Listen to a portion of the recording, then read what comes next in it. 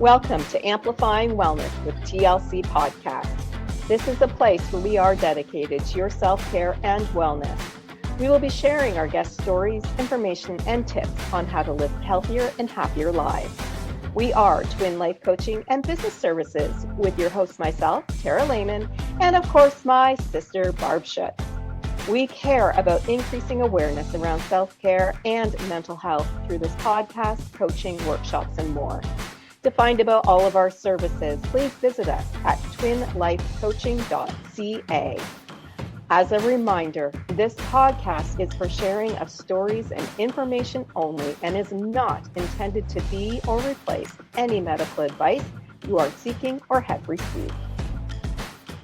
So today we're joined by Corey Folsom, a love and relationship coach, as well as the author of Soul Statements, a love coach's guide to successful communication. Welcome to the show, Corey. Thank you. Glad to be here. Corey, we're wondering if you can first start by telling us a little bit more about your background in terms of wellness and self-care in general. Okay, well, in the house I grew up in, it was a wonderful family, mom, dad, 2 kids, boy and a girl. Mm-hmm. And there's really not much to complain about. No one got yelled at or anything like that. But at the same time, we didn't get any kind of instruction on self-care, speaking to your needs, or the impact of maybe something that's happened on you. And we just didn't talk about stuff. And it was cheerful and went along, but I didn't gain those kind of communication skills. And so then later, as a young man out on my own, I just didn't have that skill set of speaking for what I needed, owning my voice. And so I shrank from being too exuberant or being too certain of something. So my own personal power, if you will. And I wasn't grounded either. I didn't, I spent a lot of time in nature and the forest and the mountains, and that was connecting to my spirit, but I wasn't what I would call grounded. I wasn't really inhabiting my body and the present moment and all whatever that is. So I wondered a lot in my 20s why isn't life responding with awesomeness? Because I'm such a good guy. Yes. I'm also not telling anybody what I need. So, yeah.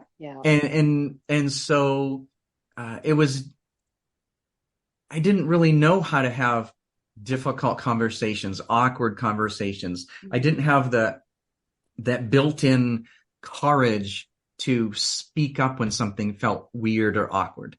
And so at some point I just had to decide to get better. Specifically, I'm thinking of a time where I found myself in a love relationship with an amazing woman, and she wasn't so sure about me. And she even said, I don't want to take on a project. And I'm like, what? Oh, interesting. So I saw that she had a coach that she met twice monthly. And I thought, that might be a really good thing. And so I started, her coach also became my coach. And twice a month, he helped me be present and speak up when something wasn't going quite the way I wanted it to. So, and the part of the skill set it isn't like intuition or our senses or our observation skills. It's the real skill set is honoring our intuition and not just noticing when something isn't right, but then having the courage to speak it. So that's part of what really made a shift for me. The other, I think, big shift at that time was he taught me how to be honest on the inside with me, meaning honest about what my motivations were for doing that or for not doing this, and just taking a real honest assessment and being not critical of myself, but paying attention to where maybe I fall short of my self-image. Like, oh, I'm this strong, grounded, skillful communicator. It's like, well, when the times that I'm not those things, let's look at that and figure out how we can do it a little better next time. So that's the wave tops of my progression from there to here. Yeah.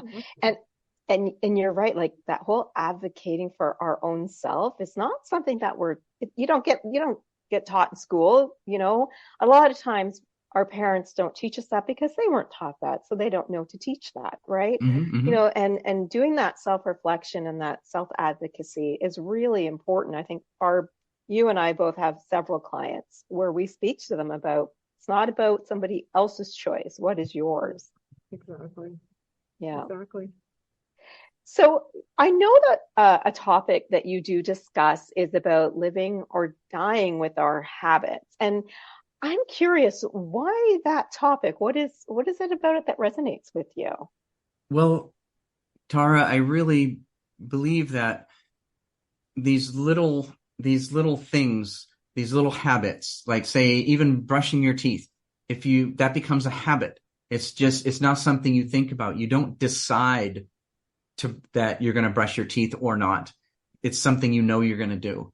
And so if we can have that kind of commitment to doing things that are good for us at a bigger scale, then that's what will help move our life in a better direction. We want to try to remove negotiation, that inner conversation of, well, maybe it's okay if I skip my meditation today, I think it might have been Bishop Tutu who said a long time ago, I have a lot to do today, so I need to double my meditation time. In other words, so I'm better centered and ready for it. Yeah. And so that commitment to self-care is another thing I think Covey said that 100% commitment is easy, or committed is easy. 98% committed is a bitch, because it's that 2% of, well, today doesn't matter. And so there again, you're not trying to be your own drill sergeant. And oftentimes I'll even say, if I'm on a treadmill at the gym, I do that thing where it's like stairs, endless stairs. And when it gets difficult, sometimes I'll insert a message into my own brain saying, I'm doing this as an act of love, just so my psyche, my cells can hear that this isn't punishment. I'm bettering myself. This is building me. It's making me stronger. So so if you're doing that anyway, why not build that coherence with your subconscious, with your conscious, with your surface thoughts. And I like when you talk about negotiating with ourselves. I mean, a lot of people talk themselves out of things, even simple things. You mentioned brushing their teeth. They negotiate with themselves. So, if I, and not always for good, like you mentioned, for the good, right? Meditating double can really help you be more productive, but also negotiating themselves out of doing something good for themselves too. I mean, I've seen that as well. So it's very interesting. I like that you say negotiating with yourself. I think we really have to turn that to be a positive negotiation, I think. Right? That's right. Right. Yeah. And it's just, if a person can remind themselves of who they think they are, like I'm the kind of person that does X or Y. I keep my commitments to myself. So I drink enough water during the day. I'm a type of person that's decided that's important. That means I'll do it. And so, whatever it is, those little things that help support feeling better, and like going to bed at a decent time, having good sleep hygiene, if you will. And sleep hygiene is not just about the amount of hours you get. but the hours in the right kind of time window, Yeah. with your natural rhythms and the melatonin in your eyes and all that kind of thing. So there's a lot to that, but it's just doing the things that you thought you would do to just actually do them. Yeah. And so like you can use soul statements, and the thing I wrote the book about, where you can anchor in that whatever that thought process is you're going through right now, you can remind yourself of your own more empowered version of you. So like a postcard from your emotional postcard from your deep down inside saying, hey, you have grit inside you. Your soul knows what to do. Or there is strength in my center. I can trust my deep knowing to guide me. And so if we remind ourselves in present time, when in those moments of we're a little bit confused or hopeless or distracted or rushed, to say, oh, you know what? Some version of, I got this. My body knows how to heal itself. And so it's like that present time truth that counteracts the wary kind of thinking. Oh, that's so interesting. Going back to the habits, I'm kind of curious, are there any particular habits when you're working with your clients that you find that they particularly want to work on in order to change and achieve what they want? Is there certain ones that constantly come up? Well, I think been talking a little bit like what we've been talking about is that I call it awkward radar. So having, we can all sense when something is like, I'm not sure what that tone meant, or I think I'm detecting a tone in my partner's voice, and saying, but they're the fearlessness, the courage is to say, hey, you know what? I really care about having a good interaction with you, or I do care what's going on with you, and I'm not sure what you meant by that, or can we just stop and address whatever might help us to talk about, kind of thing. And another habit that people like when they're single, they've been single for a while perhaps, and they want to start dating, but it's like, oh, where do I begin? I'm like, make it a discipline to smile at everyone. And I love that. I'm a smiler. I smile to strangers on the street. And so if you smile at everyone, or at least, maybe you have to start with making eye contact, and then a smile, and then maybe just say hi and just keep walking. Like, hello, good morning, keep walking. And it builds that naturalness, that ease, so that when you see someone you might be more interested in, you're in the habit of smiling and saying hi. And so you're already off to a good start. No, that's great. It kind of gets you out of the shell, right? Out of your own shell. Right. Yeah. That's right. And also I read an article not too long ago, and I don't remember where, so I can't cite it, but they were saying how that there is a little slight dopamine release with those little social contacts, like looking at the checker who's running your groceries through at the store, looking at their name tag and addressing them by name, like, oh, thanks a lot, Anne, or whomever it is. And they consistently appreciate that. It's like, oh, I'm not just a robot, I'm a person. And it just goes both ways. It just, those little flashes of connection and hello and a nod for holding the door or whatnot, they are actually giving us little micro doses of dopamine. And the more people get that, especially if they're, say, a cashier, and every day 100 people say that, it's going to make them feel a lot better. That's for sure. That's right. Yeah. Well, that's really interesting which types of habits are coming out. Yeah. I just got turned on to a new song by Michael Franti the other day, and I can't recite the whole chorus, but the last line in the chorus is, it goes, keep it simple, work hard, and be nice to people. Oh, I love it. I like that too. Yeah. And I want to make a comment about the smiling thing. So, as kids, we used to always it was in us that you just always said hi to whoever's on the street, right? Mhm. And something that I still do now, I think, because Barb and I, that was something we did as kids. And a lot of people struggle with that. And you're right, starting small, just starting with whatever that you can do to build up that habit will certainly help. But I've also encouraged, and I want your thoughts on this, Corey. I've encouraged clients, if they're really struggling, even with just connection, not necessarily looking for somebody to date, but just connection, is to smile at themselves first in the mirror, because that still releases the dopamine. And, it's a good starting point for them if they are really struggling. And I find that it does work. What are your thoughts on that? I love it. Yeah.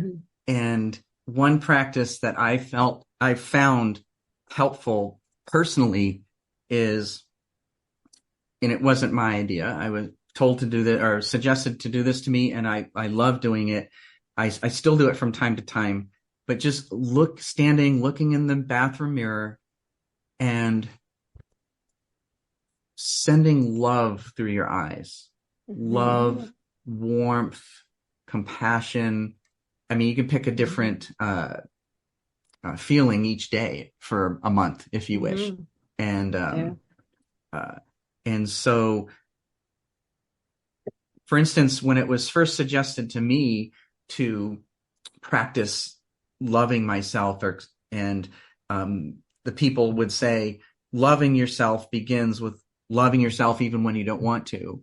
And that was too much of a leap for me. I had to start by accepting myself even when I don't want to. And so I look in the mirror and I just try to send acceptance through my eyes and my heart to this person that is me, this reflection of me. And so acceptance to forgiveness, to empathy, to compassion, to love. And so I'm a big fan of that. That's a great habit to start. That's for sure. Yeah. And I think it's something that a lot of people in this day and age really need to work on, because, self-love is so important right now. And I like that you bring up how those habits can help us with that. When you're talking with some clients and we think about, even self-love, for example, what are some of the challenges or barriers that they face when they're really, struggling to move forward? Is there anything there that maybe some of our audience can resonate with, that, just is something that they know they're not alone in this? Yeah. One of the most common things they struggle with is of the voice of one or both parents that's still playing in their heads. And perhaps it was even useful at a moment, but that critical voice, oftentimes our parents' voice is woven in there too. And so, and that self-forgiveness is so, so important. And no one can give that to you. That's true. You have so to true. claim it. You have to say, my gosh, something's got to be different. And I know in the past, many people who struggled maybe with the concept of a higher power of God. I have them start by getting out a big piece of paper and just writing down everything that they think God isn't. So, okay, vengeful, hater, whatever it may be, all these. And so it's like, oh, so if God doesn't hate, does that mean God loves? It's like, okay, they can start to develop maybe what their impression of God by figuring out, starting with it definitely isn't this. And so that's a way to kind of begin that relationship. And I named my website Core Relationship, and because of that core relationship with yourself, with your higher power, and that's where the best relationships start, is that healthy base in that way. have to start with ourselves, right? Yeah. Yeah. Right. Well, that's Right. great. Yeah. And a friend of mine used to say, you can't toss anyone a life ring unless you're standing on the dock. That's very true. That's a True. really good analogy, right? You got to take care of yourself first. Yeah. Absolutely. So have you had any clients where you've seen, great successes or great wins that you can Oh, share? absolutely. Absolutely. I think of this one, well, I think of a couple right away, but this one man, actually in Canada, I won't say where, Okay. he had actually grown up in the far north. I think his dad was like a homesteader, trapper type guy, or his parents. Oh. And yeah, it was like, so it was a little nuclear family, mom, dad, and then they had this little baby. And he didn't even go to a town until he was like 6 years old. He was in the bush, Wow. that like a little, like half whatever kind of Yeah, wild that is way person. up north. And so he just developed this, I don't know, he just wasn't comfortable in social situations with lots of people. And so here he is, now he's living in Southern California, and his work ends up putting him in these situations in groups of people quite a lot.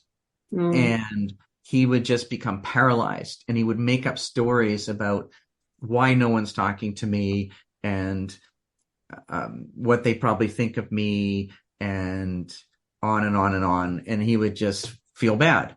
And so I can remember helping him come up with a statement that he could feel the truth of, that would counteract that thinking in the moment.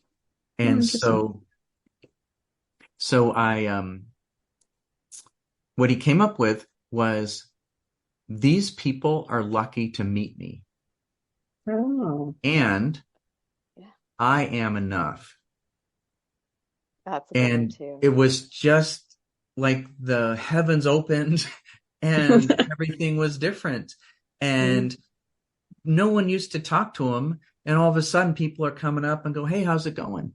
And he's having conversations with people. And he's when he feels that kind of cringy emotion come over him, or what, I don't know, emotion for lack of a better word, when he feels the cringe, he repeats, I'm enough, to himself silently. I am enough. And and he would look at that person and think to himself, you're lucky to be standing here talking to me. And it was just, he would be okay. And it changed his life overnight. And I call it a whole being posture adjustment.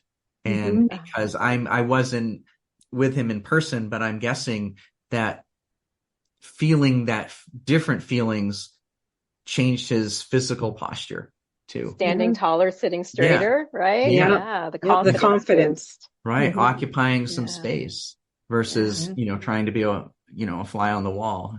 Yeah. Oh, wow. That's great. That's an excellent share. So let me ask you this as we wrap up our conversation today. Do you have a big piece of advice or a key takeaway for our audience based on our conversation today? Yeah, I would say that each one of us can learn to call up the best part in a moment, the best part of you, the best part of me. I can remind myself of what I'm made of and realize that whatever's inside of me is more powerful than whatever is going on outside of me. And so then, and the next right action is more obvious when you're connected to your own value and to what you value. I 100% agree. So if our audience wanted to learn more about you or reach you, how can they go about doing that? It's all basically my website, www.corerelationship.com. And I'm also on Instagram, Corey Folsom. And that's pretty much the only places the only electronic neighborhoods I walk into. All right. And just so everybody knows that the lion is spelled Lyon, not as in the animal.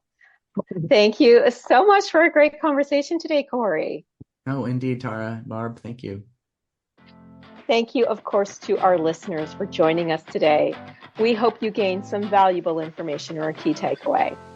We can't wait to bring you more of Amplifying Your Wellness with us and our guest stories to help you on your self-care journey. You can also join us on Facebook, Instagram, or LinkedIn as Twin Life Coaching and Business Services, or on YouTube with our handle at Twin Life Coaching. To see about all of our services, please visit us at twinlifecoaching.ca. Until next time, remember, you've got this.